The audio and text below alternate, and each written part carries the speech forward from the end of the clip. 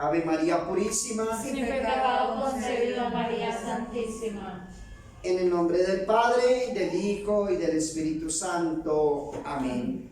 De nuevo, muy buenas tardes, amados hermanos y hermanas. Buenas tardes, Señor. Qué bueno que están compartiendo conmigo este camino de fe, de esperanza y de amor. Voy a comenzar hoy una serie de explicaciones o prácticas que tienen que ver con la moral. Es decir, comienzo hablando sobre los mandamientos de la ley de Dios. Y pues hoy voy a hacer una reflexión de los mandamientos en general, de lo importante que son los mandamientos en nuestra vida cristiana y lo importante que es practicarlos, porque con ellos estamos cumpliendo la voluntad de Dios. Les recuerdo que nuestro Santo Catecismo se divide en varias partes, en 4 partes muy importantes.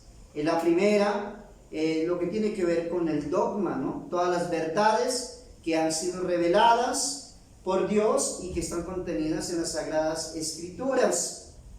Esa es una parte. También la otra que tiene que ver con la moral, es decir, los mandamientos de la ley de Dios. Ahí vamos a mirar todo lo que tiene que ver también con las virtudes teologales, la fe, la esperanza, la caridad, la virtud de la religión. En esta parte, pues también miraremos las virtudes cardinales, los pecados capitales, el pecado mortal, el pecado venial. En fin, todo esto tiene que ver con la moral. También, pues, lo que tiene que ver con los sacramentos. Sabemos que los sacramentos son 7, entonces lo que vamos a recibir y que nos va a santificar y que va a ser más fácil nuestro caminar y peregrinar en esta tierra mientras nos encontramos con el Señor en la eternidad. Los sacramentos son canales de gracias, es decir, son canales de bendiciones por donde Dios derrama sus gracias a cada uno de nosotros. Y por último tenemos el tema de la oración. Entonces ahí miramos nosotros la oración dominical, el Padre Nuestro y todas estas otras oraciones que son propias del cristiano católico. Eso es entonces es lo que nosotros vemos en el Santo Catecismo. Vamos entonces a hablar un poco de los mandamientos.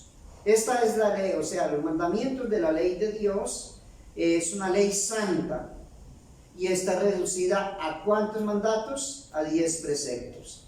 Esta ley santa se llama, y es con toda propiedad, amados hermanos y hermanas, la regla de todas las acciones humanas. No se nos olvide eso. Regla de todas las acciones humanas propias de los racionales, porque atendiendo a ella conocemos de lo que debemos huir y de lo que debemos obrar.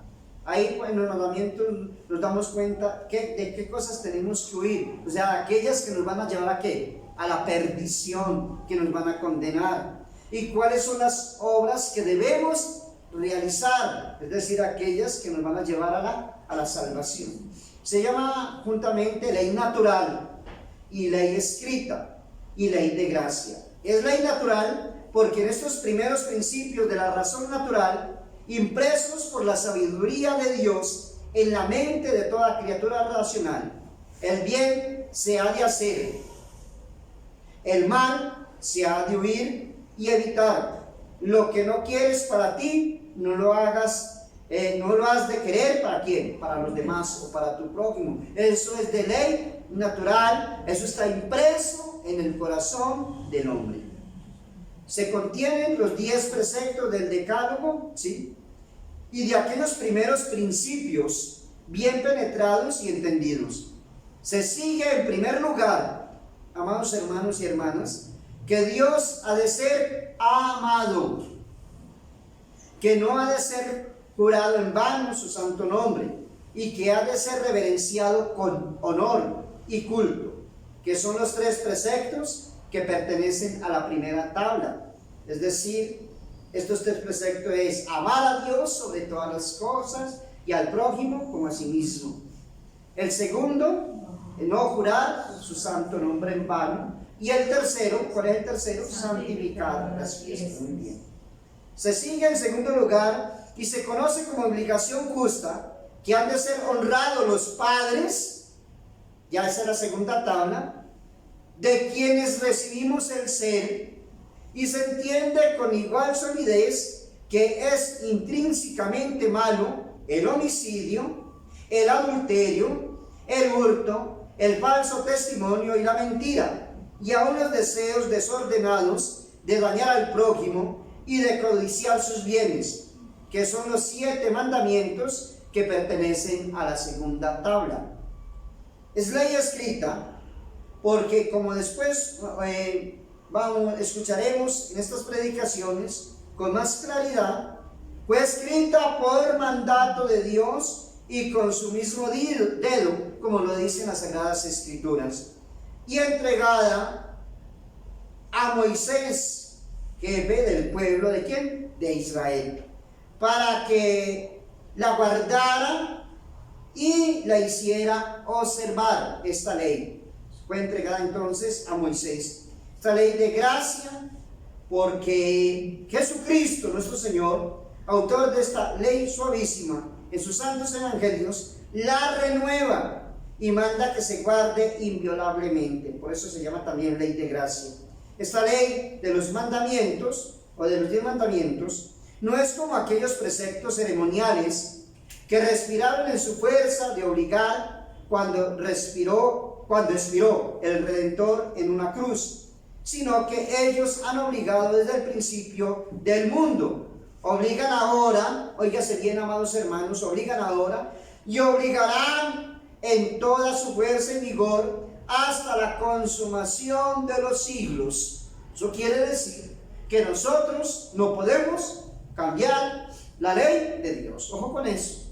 No podemos sustituirla por otros mandamientos que se acomoden a nuestro gusto, a nuestro capricho y, según nosotros, a nuestros derechos, violando siempre los derechos de Dios. Entonces, el Dios dejó estos mandamientos y hay que cumplirlos fielmente hasta la segunda venida de nuestro Señor y Salvador Jesucristo. ¿A dónde? A la tierra. La santidad de esta ley debemos, amados hermanos y hermanas, entenderla por todas las circunstancias suyas, en cuya meditación, amados hermanos y hermanas, e inteligencia no se malogra el tiempo, antes se aprovecha dichosamente. Hay que aprovechar entonces el tiempo meditando la ley de Dios, los mandamientos, y así eso nos evitaría muchos males, es decir, cometer muchos pecados, ofender tantas veces a Dios en el día, cuando tenemos claro con qué lo estamos o con qué lo podemos ofender. El autor de los mandamientos es ¿quién? Dios. Y si para dar leyes a diversos reinos, por ejemplo, y providencias, hay legisladores y hay gente encargada, ¿cierto?, para esto en los gobiernos, como es Dios, Señor universal de todas las gentes, y se extiende su domicilio a todos los confines de la tierra, en esta extensión que no reconoce límites, es legislador e íntima son sus leyes, que comprenden universalmente ¿a quién? A todos, no solamente a un hombre o a dos o a un grupo, sino a todos los seres humanos. Esta ley fue dada entonces por ministerio de los santos ángeles a Moisés, siervo de Dios, en quien el Señor tenía sus confianzas, a quien hablaba como suele un hombre con un amigo suyo hablar, y a quien escogió entre todos para gobernador de su pueblo Israel, el pueblo que él había escogido. Esta ley fue publicada con la mayor solemnidad que jamás se vio en el mundo, en la altura del monte, ¿cómo se llama ese monte? Del monte Sinaí, precediendo a su publicación truenos, relámpagos y tanta copia de fuego que hacía humear el monte. Así lo describe el texto sagrado en el libro de aquí, del Éxodo.